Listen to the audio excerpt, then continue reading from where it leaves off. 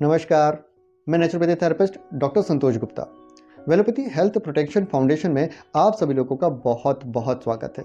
ये वेलोपैथी की online lectures है, ऑनलाइन क्लासेस है, जिसके अंदर हम वेलोपैथी के सिद्धांत समझ रहे हैं। इससे पहले हम वेलोपैथी के 4 नियम अच्छे से समझ चुके हैं। अगर अभी तक आपने वेलोपैथी के चारों नियमों को नहीं जाना है तो प्लीज़ उनको जान लीजिए। अगर वो वेलोपैथी के नियम सिद्धांत आपने नहीं समझे तो आने वाले चैप्टर्स आपको समझ में नहीं आएंगे। उनको जानना और समझना बहुत ज़्यादा ज़रूरी है। अभी हम समझने वाले हैं वेलोपैथी के 10 सिद्धांतों में से पहला सिद्धांत क्या कहता है, वो है रक्त का सिद्धांत। रक्त का सिद्धांत क्या कहेगा? रक्त परिपूर्ण मात्रा में होना चाहिए। Blood should be in perfect range और परफेक्ट क्वांटिटी। शरीर में रक्त बहुत ज़्यादा इंपॉर्टेंट रोल अदा करता है। आप जानते ही हैं कि हमारे सारे ऑर्गन हमारी बॉडी में एक जगह फिक्स हैं, वो कहीं आ जा नहीं सकते, लेकिन उन तक न्यूट्रिशन लाना, उन तक ऑक्सीजन को लेके जाना, वहाँ से कार्बन डाइऑक्साइड और जो वेस्ट मटेरियल है वो लाने ले जाने का काम आपके ब्लड का होता है। इसलिए शरीर में ब्लड बहुत ज़्यादा इंपॉर्टेंट होता है। अब हम सबसे पहले जानेंगे कि ब्लड के कंपोनेंट क्या क्या होते हैं, ब्लड किन चीज़ों से मिलकर बना होता है। ब्लड मेनली 3 चीज़ों से मिलकर बना होता है, प्लाज्मा, वाइट ब्लड सेल और रेड ब्लड सेल, और एक और चीज़ उसके अंदर होती है प्लेटलेट्स। इनको हम समझेंगे और बहुत अच्छे से समझेंगे ताकि आपको ईजी वे में समझ में आए। इसको कॉम्प्लेक्स नहीं किया जाएगा, सिंप्लेक्स फॉर्मेट में समझाऊंगा ताकि आपको आगे आने वाले सिद्धांत भी और अच्छे से समझ में आ सके। तो सबसे हम पहले समझने वाले हैं प्लाज्मा। प्लाज्मा क्या होता है? ये एक पीला तरल पदार्थ होता है जो कि 90% पानी का बना हुआ है। इसके अंदर क्या फ्लो करेगा? इसके अंदर वेस्ट प्रोडक्ट, शरीर के जितना भी वेस्ट प्रोडक्ट है ना, वो इसी के माध्यम से फ्लो हो सकता है, वो इसके अंदर ट्रेवल करता है। इसी के अंदर आपका प्रोटीन ट्रेवल करता है। न्यूट्रिशन, जितना भी बॉडी में न्यूट्रिशन फ्लो होगा वो आपके प्लाज्मा के अंदर ही फ्लो होगा। हार्मोन भी किसमें फ्लो होंगे? सारे प्लाज्मा के अंदर फ्लो होंगे। अगला है WBC, वाइट ब्लड सेल। ये है हमारा इम्यून सिस्टम। हमारे पास different types of white blood cell available है। जिस भी प्रकार का कोई बैक्टीरिया, वायरस आता है तो डिफरेंट प्रकार की जो वाइट ब्लड सेल है उसे डिटेक्ट करती है और उसको मारने का काम करती है। ये सारी सेलों को अपना काम बहुत अच्छे से आता है। ये इनका मेन काम होता है शरीर के अंदर कोई भी बैक्टीरिया, वायरस, फंगल, कोई भी इन्फेक्शन हुआ हो उसे डिस्ट्रॉय करना। जैसे एग्जाम्पल के रूप में यहाँ पर एक पैरासाइट घूम रहा है, हमारा इम्यून सिस्टम इमीडिएट आता है और इस पैरासाइट को खत्म करने का काम करता है। हमारे शरीर में कोई भी बैक्टीरिया, वायरस जैसे ही इंटर करेगा हमारा इम्यून सिस्टम इमीडिएटली एक्टिवेट हो जाता है और उस वायरस को डिस्ट्रॉय कर देता है। यही काम है हमारे इम्यून सिस्टम का। अब है हमारे शरीर के अंदर प्लेटलेट्स। ये लेस देन 1% होती है। ये कब काम आती हैं? इनका काम है जो ब्लीडिंग हुई है उसको रोकना, आपके जो घाव हुए हैं उसको भरना। थ्रोम्बोसाइट का काम होता है। ये बनती कहाँ पर है? ये बोन मेरो में बनती है। ये शरीर के लिए बहुत ज़्यादा ज़रूरी थी। जब कभी भी आपको कोई चोट लगती है सबसे पहले प्लेटलेट्स वहाँ पर आकर खून का थक्का जमा देती है ताकि ब्लड लॉस ना हो। ये बहुत इंपॉर्टेंट चीज़ है शरीर के लिए। अगला है RBC। ये भी बहुत इंपॉर्टेंट रोल अदा करती है। जो शरीर का लाल रक्त दिखता है वो इन्हीं रेड ब्लड सेल की वजह से दिखता है। इन रेड ब्लड सेल में एक तत्व पाया जाता है जिसको कहा जाता है हीमोग्लोबिन, है ना, जो आयरन रिच कंपाउंड से बना होता है। ये हीमोग्लोबिन करता क्या है? ये ऑक्सीजन को कैरी करने का काम करता है, कार्बन डाइऑक्साइड को लाने ले जाने का काम करता है। जैसे ही शरीर के अंदर ये चीज़ अच्छी होगी तो शरीर में सब कुछ आपका न्यूट्रिशन, जो ऑक्सीजन फ्लो है वो बहुत अच्छा होगा। इसका पर्टिकुलर एक रेंज है। जो रेंज क्या है? हीमोग्लोबिन की एक रेंज होती है 13 से लगाकर 17 पुरुषों के अंदर, ये एडल्ट की बात हो रही है, और फीमेल्स के अंदर 12 से 16। तो एक नॉर्मल रेंज हम ले लें जो 12 से लगाकर 17 के बीच में आपका हीमोग्लोबिन होना चाहिए। अगर आपका हीमोग्लोबिन सही नहीं है मतलब आपके शरीर में ऑक्सीजन सप्लाई सही नहीं होगा, और ऑक्सीजन सप्लाई सही नहीं होगा तो क्या होगा? वो सेलुलर लेवल पे डेथ होना चालू हो जाएगी। ये शरीर के लिए बहुत इंपॉर्टेंट रोल अदा करता है। मैंने देखा है अपने पेशेंट्स के अंदर, काफ़ी पेशेंट्स ऐसे हैं जो बहुत सारा इलाज करा के आए हैं और कई इलाज कराने के बावजूद उनका स्वास्थ्य में कोई सुधार नहीं आया। कारण क्या था? क्योंकि वो अपना जो ब्लड है वो 8, 9, 10 लेके घूम रहे हैं और उस पे वो काम नहीं कर रहे। बाकी सारी मेडिसिन खा रहे हैं लेकिन अपने ब्लड को बढ़ाने वाली कोई मेडिसिन नहीं ले रहे हैं। ब्लड जो RBC है ये हीमोग्लोबिन के अंदर आयरन रिच कंपाउंड होता है, तो आपको बॉडी में आयरन बढ़ाना होता है। अगर आप आयरन बढ़ाएंगे तो सब कुछ बढ़ जाएगा। उसके लिए आपको क्या करना है, केवल और केवल अपना आहार अच्छा करना है। ये डाइट डिपेंडेंट है। अगर आपका डाइट सही है तो सब कुछ सही हो जाएगा। आप चटनी रोटी खाएं, प्रभु के गुण गाएं, क्योंकि जो धनिया है उसके अंदर भी आयरन काफ़ी अच्छी मात्रा में है। हम उसके अंदर काला नमक डालते हैं, वो भी शरीर के लिए बहुत फ़ायदेमंद होता है। जो सलाद आप खा रहे हैं उसके अंदर आप अपना काले नमक को लगाएं, उससे शरीर को बहुत ज़्यादा फायदा मिलेगा। और क्या कर सकते हैं, चुकंदर, जो ज़मीन के नीचे उगने वाली चीज़ें हैं उनमें भी आयरन काफ़ी अच्छी मात्रा में होता है। कुल मिला के अगर आप अपने सलाद में सब कुछ ले लें तो आपके शरीर में कभी भी हीमोग्लोबिन की कमी नहीं होगी। चलिए अब समझते हैं कि हमारे शरीर में ब्लड का काम क्या होता है। हमारे शरीर में ब्लड के मेन वर्क हैं ट्रांसपोर्टेशन, रेगुलेशन और प्रोटेक्शन। डिटेल में समझते हैं। ट्रांसपोर्टेशन, किन किन चीज़ों का वो ट्रांसपोर्ट करेगा? वो ट्रांसपोर्ट करेगा न्यूट्रिशन का, ऑक्सीजन का, कार्बन डाइऑक्साइड का, हार्मोन्स का और बॉडी वेस्ट का। जो भी वेस्ट मटेरियल होता है, डिटॉक्सिफिकेशन में भी काम आपका ब्लड ही करेगा, है ना। हम जानते हैं कि सारे ऑर्गन जो है वो एक जगह स्थिर हैं, वो कहीं आ जा नहीं सकते। उन तक सारा न्यूट्रिशन लाना, ले जाना, साथ में डिटॉक्सिफिकेशन कराना, हार्मोन्स ले जाना, ये सारा काम आपके ब्लड का होता है। जो डिटॉक्सिफिकेशन का काम है वो प्लाज्मा, आप जानते हैं कि प्लाज्मा के अंदर जो वेस्ट मटेरियल है उसको डिटॉक्सिफाई कराना है, तो वो किडनी फिल्टर करने का काम करती है। जो भी प्लाज्मा के अंदर कचरा होता है, जो काम का चीज़ नहीं है, अतिरिक्त पानी है, वो सारा किडनी के थ्रू बाहर निकलवा दिया जाता है, यूरिन के थ्रू वो वॉश आउट हो जाता है। अब है रेगुलेशन। क्या क्या रेगुलेट करता है? ये बॉडी के अंदर टेम्परेचर मेंटेन के लिए बहुत ज़्यादा ज़रूरी है। ये शरीर के अंदर वाटर बैलेंस को बैलेंस करता है। और क्या काम करता है? ये पीएच बैलेंस का भी काम देखता है। पीएच का आने वाले अध्याय में एक सिद्धांत आएगा, उसमें क्लियर हो जाएगा कि पीएच क्या है और ये शरीर के लिए क्यों ज़रूरी है। क्योंकि एक पर्टिकुलर पीएच लेवल होना बहुत ज़्यादा ज़रूरी होता है। अगर आपका पीएच एसिडिक बॉडी हो गई तो शरीर कभी स्वस्थ नहीं रह पाएगा। तो इसीलिए इसको बैलेंस करना बहुत ज़रूरी होता है, जिससे बॉडी का होम्योस्टेसिस बैलेंस होता है। और ये होम्योस्टेसिस जैसे ही बैलेंस होगा, बॉडी हेल्दी रहेगी, जिसके लिए ब्लड आपका बहुत महत्वपूर्ण रोल अदा करता है। पीएच बदलते ही बॉडी में बहुत सारी प्रॉब्लम क्रिएट हो जाती हैं। तो ये रेगुलेट करने का सारा काम आपका ब्लड का होता है। इसके बाद है प्रोटेक्शन। हम जानते ही हैं कि हमारे पास डिफरेंट टाइप्स ऑफ जो वाइट ब्लड सेल है वो कहाँ ट्रेवल करती हैं? वो आपके ब्लड में ट्रेवल करती हैं। क्या होगा अगर ये सिद्धांत ही टूट जाए, आपका हीमोग्लोबिन कम हो जाए? तो हम जानते ही हैं कि हमारी जो कोशिका है इसको जीवित रहने के लिए क्या चाहिए? ऑक्सीजन, ठीक है, न्यूट्रिशन और डिटॉक्सिफिकेशन। तो ये सारा काम कर कौन रहा है? आपकी जो है ब्लड।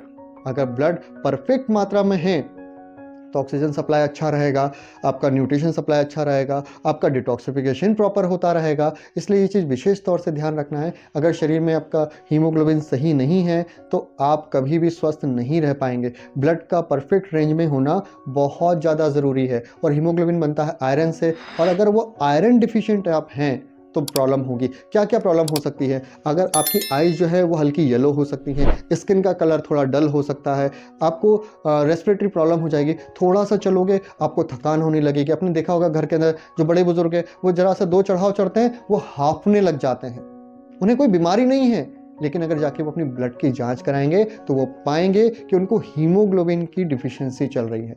वो अपने ब्लड को बढ़ाने के लिए जो आहार है उसमें सलाद बढ़ा दें, नमक, काला नमक का यूज़ चालू कर दें, वो स्वस्थ अपने आप होने लगेंगे। स्वस्थ जीवन शैली जीना बहुत ज़रूरी है। और ये भी ध्यान रखना है कि हीमोग्लोबिन को बढ़ाने के लिए आयरन को बढ़ाना है, और आयरन ऑब्जर्वेशन को जो चीज़ें रोकती हैं, बाधित करती हैं, उनको हटाना है। वो कौन कौन सी चीज़ें हैं? वो है चाय। अगर आप चाय का प्रयोग बहुत ज़्यादा करते हैं तो आयरन डिफिशिएंट आप रहेंगे। और क्या है? गेहूं। अगर गेहूं का प्रयोग आप बहुत ज़्यादा करते हैं तो पाचन तंत्र बहुत जल्दी खराब हो जाता है। ये मैं आपको आने वाले सिद्धांत में बताऊंगा कि गेहूं शरीर के लिए किस तरीके से नुकसान पैदा कर सकता है। तो ये छोटे छोटी चीज़ों को अगर हम ध्यान रखें तो ये सारी चीज़ें ठीक हो सकती हैं। और क्या होगा? Muscular related problem, muscles weak हो जाएंगी। आप कोई भी काम करोगे ना, आप थके थके से रहोगे, आपसे काम नहीं होगा। आपका पाचन तंत्र बिगड़ सकता है, डेजीनेस रहेगा, कुछ भी अच्छा नहीं लगेगा, कोई काम करने की इच्छा नहीं रहेगी, बार बार घबराहट सी बनी रहेगी, लो ब्लड प्रेशर रहेगा, है ना। हार्ट रिलेटेड प्रॉब्लम के अंदर हार्ट बीट आपकी बहुत तेज हो सकती है। और अगर आपका सीवियर कंडीशन में है, मतलब आपका हीमोग्लोबिन बहुत ज़्यादा ही कम है, वो 5-6 से ही नीचे चला गया है, तो क्या होगा? आपको सीवियर कंडीशन में चेस्ट पेन आ सकता है, एंजाइना का पेन बार बार बन सकता है, आपको हार्ट अटैक आ सकता है। इसीलिए आपका ब्लड जो है वो परफेक्ट रेंज में होना बहुत ज़्यादा ज़रूरी है। क्या कारण है कि आपकी बॉडी में आयरन डिफिशिएंसी हो जाती है? सबसे मेन कारण है आपका फूड इनटेक। अगर आप सही तरीके का भोजन नहीं लेते हैं तो ये प्रॉब्लम होगी। विटामिन सी, और विटामिन सी फूड वाला, मेडिसिन वाला नहीं। फूड में विटामिन सी किससे मिलेगा? नींबू से, खट्टी चीज़ों में।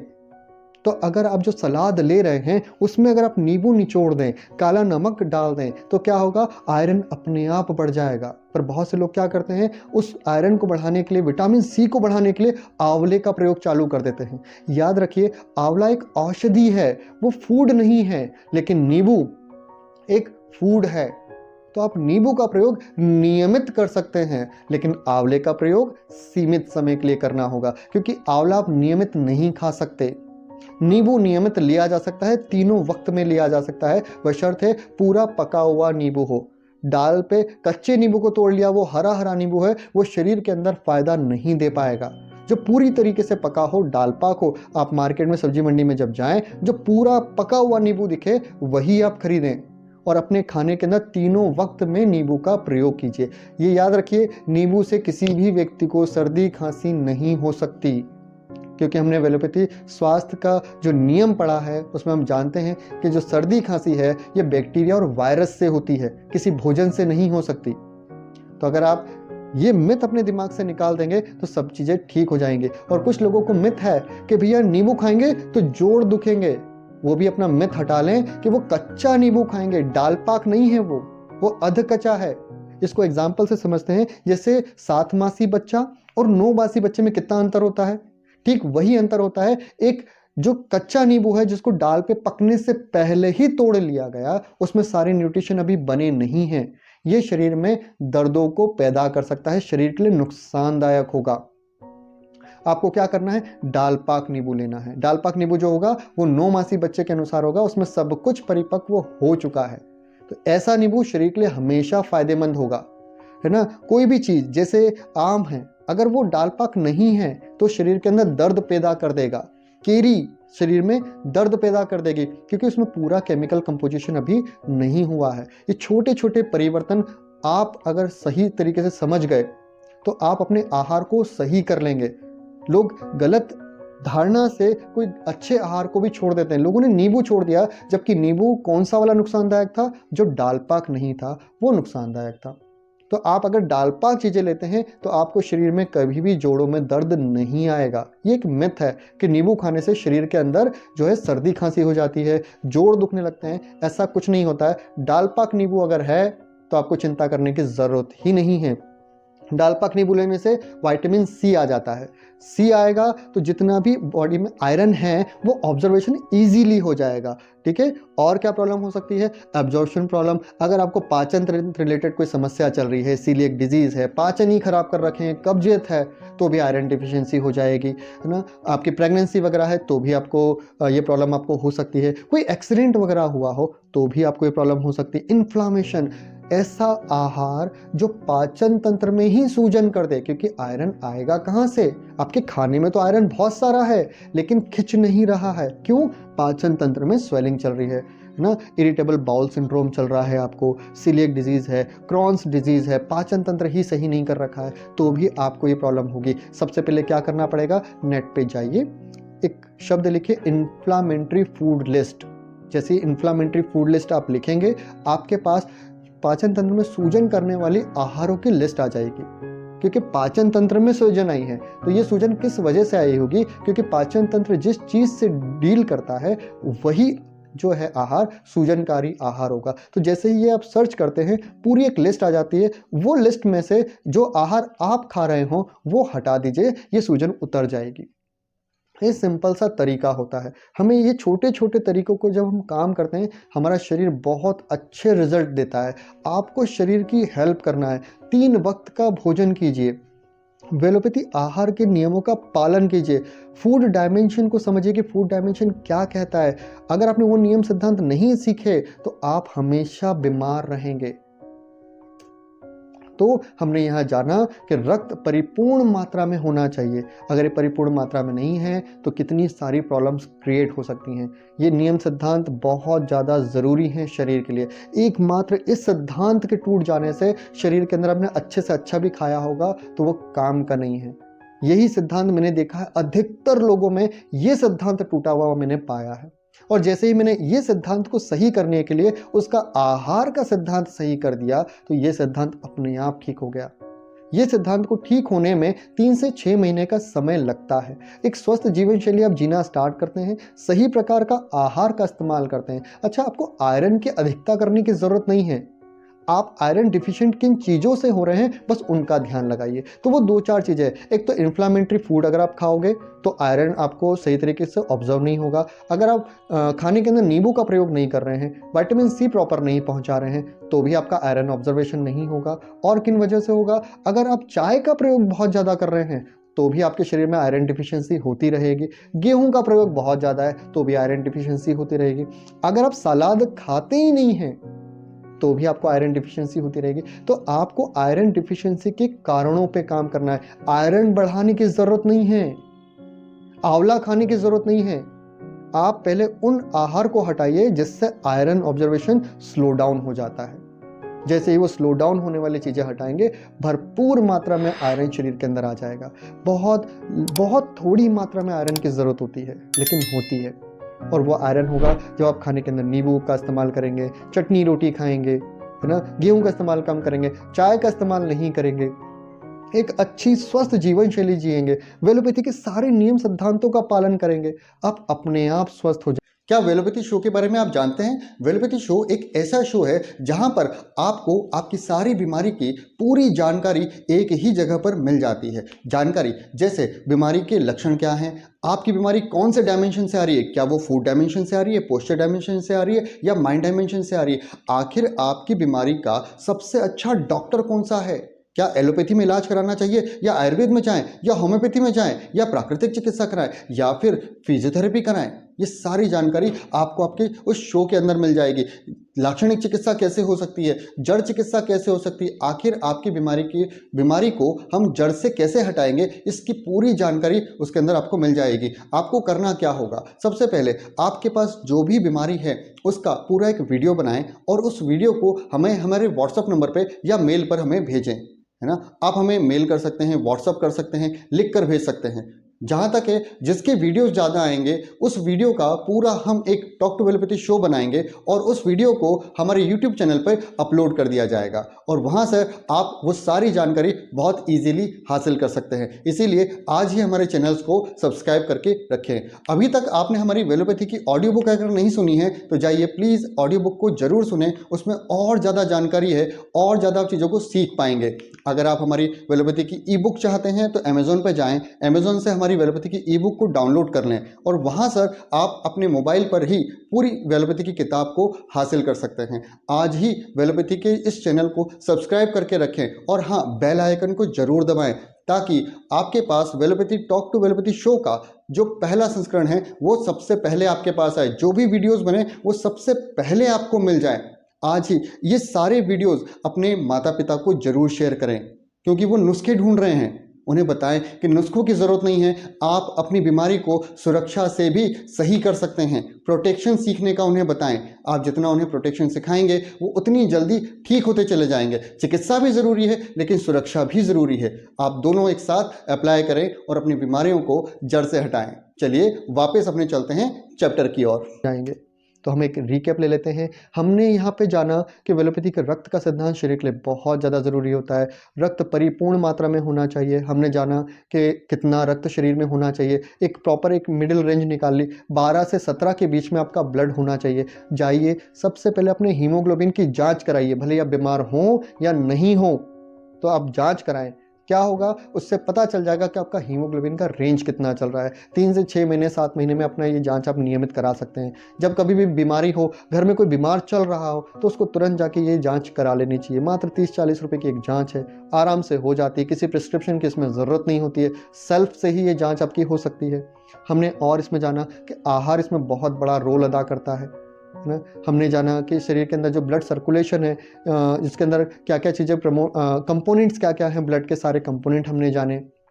हमने देखा कि इसमें प्लेटलेट्स है, इसमें आरबीसी है, रेड ब्लड सेल्स हैं, ठीक है, इसमें प्लेटलेट्स है, सबके फंक्शन हमने जाना। ऐसी बहुत सारी चीज़ों को हमने इस वेलोपैथी के पहले सिद्धांत में समझा। ये शरीर के लिए बहुत ज़्यादा इम्पॉर्टेंट है। इस नियम को बहुत अच्छे से, इस सिद्धांत को बहुत अच्छे से समझिए और पालन कीजिए। अगर पालन करेंगे तो आपको बहुत बड़ा फ़ायदा होगा। तो ये था पहला सिद्धांत। अब इसके बाद हम पढ़ने वाले हैं दूसरा सिद्धांत, जो है रक्त परिसंचरण का सिद्धांत। ये भी इसी से रिलेटेड है।